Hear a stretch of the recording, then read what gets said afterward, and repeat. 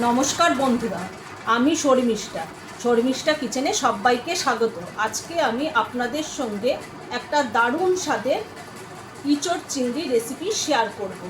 চলুন দেখে নিই কীভাবে বানাই।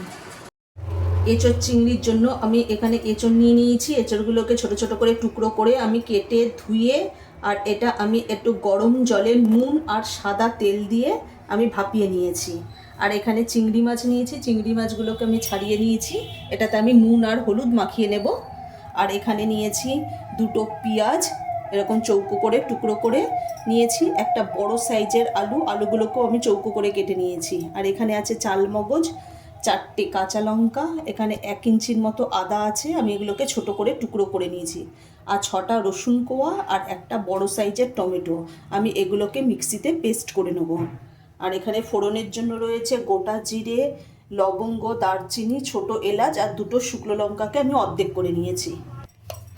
চিংড়ি মাছের মধ্যে আমি অল্প একটু নুন দিয়ে দিলাম আর অল্প একটু হলুদ দিয়ে দেবো। আমি চিংড়ি মাছের মধ্যে নুন আর হলুদটা মাখিয়ে নেব। আমি গ্যাসটা ধরিয়ে দিলাম, কড়াইটা আমি বসিয়ে দিচ্ছি। কড়াইয়ের মধ্যে আমি সাদা তেল দিয়ে দেবো। তেলটাকে আমি এবার ভালো করে গরম করে নেব। তেলটা গরম হয়ে গেছে, এখানে আমি চিংড়ি মাছগুলো আগে ভেজে নেব। চিংড়ি মাছটা ভালো করে ভাজা হয়ে গেছে, এবার আমি তুলে নেব। এবার আমি আলুটা ভেজে নেব। আলুটা ভাজা হয়ে গেছে, এবার আমি তুলে নেব।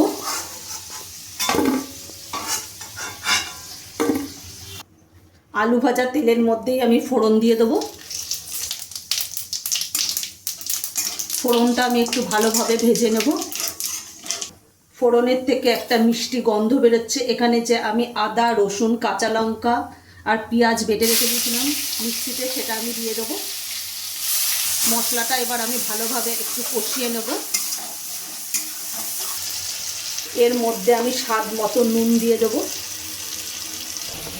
এর মধ্যে কিছু উপকরণ আমি এখানে দিয়ে দেবো। আমি 1.5 চামচের মতো জিরে গুঁড়ো দিয়ে দেবো, 1 চামচ ধনে গুঁড়ো আর 2 চামচ হলুদ গুঁড়ো দিয়ে দেবো। মশলাটা এবার আমি ভালোভাবে কষিয়ে নেব। যতক্ষণ না মশলা থেকে আদার কাঁচা গন্ধটা চলে যায় ততক্ষণ আমি ভালোভাবে কষিয়ে নেব। আদার কাঁচা গন্ধটা চলে গেছে, এখানে আমি টমেটো আর চালমগজটা যে মিক্সিতে পেস্ট করে রেখে দিয়েছিলাম সেটা আমি দিয়ে দেবো। আমি আবার ভালো করে কষিয়ে নেব। এর মধ্যে আমি আলুটা দিয়ে দেবো। আলুটা দিয়ে আবার ভালোভাবে কষিয়ে নেব। কষাতে কষাতে আলুটাও ভালোভাবে সেদ্ধও হয়ে যাবে। আমি ভালোভাবে একটু কষিয়ে নেব। মশলাটা ভালোভাবে কষানো হয়ে গেছে, এবার এঁচড়টা দিয়ে দেবো। এঁচড়টা দিয়ে আবার ভালোভাবে কষিয়ে নেব।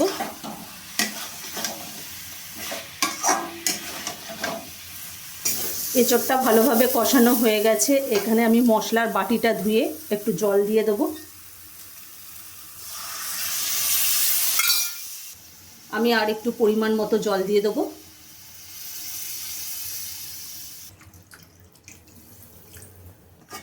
এবার আমি একটু ভালোভাবে নাড়িয়ে নেব যেন সব ইঁচড়গুলো আলুগুলো জলের মধ্যে ঢুকে যায়, তাহলে ভালোভাবে সেদ্ধও হয়ে যাবে।